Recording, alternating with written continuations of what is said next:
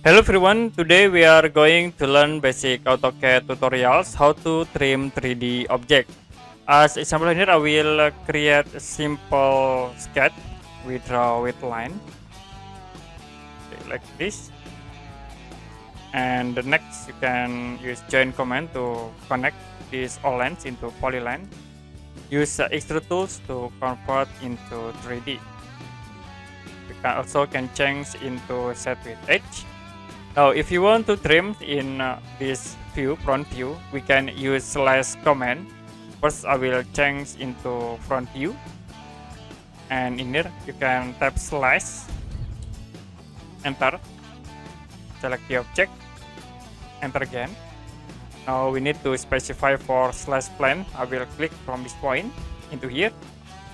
And you can press enter. So it will be automatically trim this object. Like this. You can move by using these tools to this point. If you want to trim in the top, you can change into top view and then use slash command. Press enter. I will select this object, enter again, and I will slash from this point into here. Enter. So it will be automatically trimming into the object. Okay, that's it for basic AutoCAD tutorials, how to trim 3D object. And if you have any question about this tutorial, you can comment below this video.